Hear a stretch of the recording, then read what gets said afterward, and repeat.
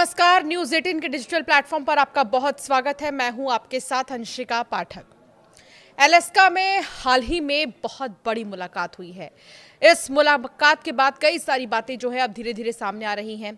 अब मुलाकात किसकी हुई, किस बात को लेकर हुई, क्या बातें हुई हैं, ये सब कुछ हम आपको इस वीडियो में बताएंगे। अलास्का के एंकोरेज में 15 अगस्त 2025 को अमेरिकी राष्ट्रपति डोनाल्ड ट्रंप और रूसी राष्ट्रपति व्लादिमीर पुतिन के बीच लगभग 3 घंटे की बैठक हुई, जिसका उद्देश्य यूक्रेन युद्ध को खत्म करना था। दोनों नेताओं ने क्षेत्रीय समझौते, युद्धबंदी, हस्तांतरण और यूक्रेन के लिए अमेरिकी सुरक्षा गारंटी पर चर्चा की है, लेकिन कोई ठोस समझौता नहीं हुआ। ट्रंप ने मुलाकात को सकारात्मक जरूर बताया, कहा कि कई बिंदुओं पर सहमति बनी और वो लोगों की मौत को रोकना चाहते हैं। उन्होंने ज़ेलेंस्की से शीघ्र समझौता करने और यूरोपीय देशों से सक्रियता की अपील की है। ये भी बताया कि ज़ेलेंस्की पुतिन की बैठक की योजना बन रही है। पुतिन ने वार्ता को उपयोगी बताया और दावा किया कि 2022 में ट्रंप के राष्ट्रपति होने पर युद्ध नहीं होता और यूक्रेन यूरोप से प्रगति में बाधा न डालने को कहा गया। क्रेमलिन ने मुलाकात को बेहद सकारात्मक करार दिया है, जबकि पूर्व नाटो राजदूत डगलस ल्यूट ने कहा है कि ट्रंप को कुछ हासिल नहीं हुआ। पुतिन ने वैश्विक छवि मजबूत की है। ट्रंप ने बाइडेन पर युद्ध रोकने में नाकामी का आरोप लगाया और हिलेरी क्लिंटन के नोबेल पुरस्कार वाले बयान की सराहना की है। राष्ट्रपति ट्रंप की पत्नी मेलानिया ट्रंप ने पुतिन के नाम एक पत्र भेजा था, जिसमें यूक्रेन के 19,500 अपहृत बच्चों का मुद्दा उठा है। ट्रंप ने इसे पुतिन को सौंप दिया। इसके बारे में भी आपको विस्तार से बताएंगे। डोनाल्ड ट्रंप ने यूक्रेन के राष्ट्रपति व्लादिमीर ज़ेलेंस्की और नेटो नेताओं को बताया कि रूसी राष्ट्रपति व्लादिमीर पुतिन अस्थायी युद्ध विराम के बजाय यूक्रेन युद्ध को खत्म करने के लिए एक व्यापक शांति समझौते की प्राथमिकता देते हैं। यूक्रेन के राष्ट्रपति ज़ेलेंस्की ने अलास्का में डोनाल्ड ट्रंप और व्लादिमीर पुतिन की मुलाकात पर अपनी पहली प्रतिक्रिया दे दी है। उन्होंने कहा कि वो यूक्रेन, अमेरिका और रूस के बीच ट्रंप के प्रस्तावित त्रिपक्षीय बैठक का समर्थन करते हैं।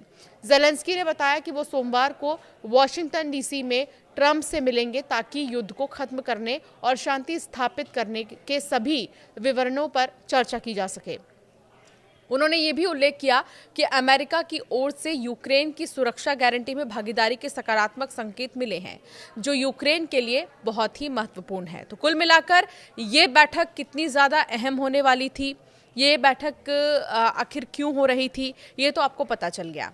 लेकिन अब इंतज़ार है कि इस बैठक का कुछ तो मतलब निकले, यानी कि युद्ध को लेकर कुछ तो बात जो अमेरिकी राष्ट्रपति और पुतिन के बीच में हुई है उसका असर नज़र आए। इस इंतज़ार में हर कोई है। अमेरिका के अलास्का में अमेरिकी राष्ट्रपति डोनाल्ड ट्रंप और रूसी राष्ट्रपति पुतिन के बीच मीटिंग तो हो गई। पूरी दुनिया की नज़र इस हाई प्रोफाइल मीटिंग पर थी। इस दौरान एक दिल को छू देने वाली खबर सामने आई।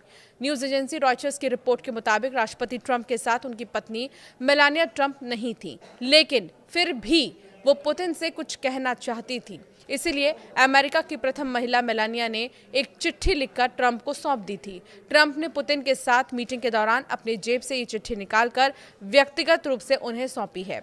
इस पत्र में उन्होंने यूक्रेन और रूस के बच्चों को लेकर चिंता जताई है। व्हाइट हाउस के अधिकारियों के मुताबिक स्लोवेनियाई मूल की मेलानिया इस यात्रा में शामिल नहीं थी, लेकिन उन्होंने यूक्रेन और रूस के बच्चों की स्थिति को लेकर अपनी चिंता लिखित रूप में पुतिन तक पहुंचाई है।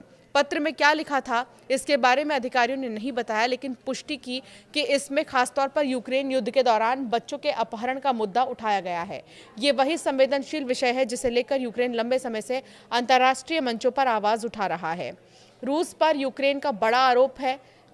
यूक्रेन का ये कहना है कि रूस ने अब तक हजारों बच्चों का अपहरण कर जबरन अपने कब्जे में ले लिया है और उन्हें या तो रूस भेज दिया गया है या फिर कब्जे वाले इलाकों में रखा गया है। यूक्रेन सरकार ने इसे अंतर्राष्ट्रीय कानून के मुताबिक जनसंहार करार दिया है। संयुक्त राष्ट्र मानवाधिकार कार्यालय ने भी अपनी रिपोर्ट में कहा है कि 2022 में शुरू हुए रूस के पूर्ण पैमाने पर हमले के बाद लाखों यूक्रेनी बच्चे पीड़ा और अधिकारों के उल्लंघन का सामना कर चुके हैं। रूस की ओर से दावा किया जाता रहा है कि ये युद्ध क्षेत्र से कमजोर और अनाथ बच्चों को सुरक्षित रखने के लिए ऐसा कर रहे हैं, लेकिन कीव और पश्चिमी देश इसे युद्ध अपराध मानते हैं। अलास्का में शुक्रवार को ट्रंप और पुतिन के बीच 3 घंटे तक मीटिंग तो चली, लेकिन युद्ध रोकने के लिए कोई ठोस कदम तय नहीं हो सका है। भले ही ट्रंप ये कह रहे हैं कि ये मीटिंग जो है बहुत ही पॉजिटिव रही है, लेकिन असर इसका कब दिखाई देगा, इसका इंतजार अब भी है। आपका क्या मानना है इस मीटिंग पर, ज़ेलेंस्की के पहली प्रतिक्रिया पर और उस चिट्ठी को लेकर आपका क्या कहना है, हमें ज़रूर कमेंट कर बताएं।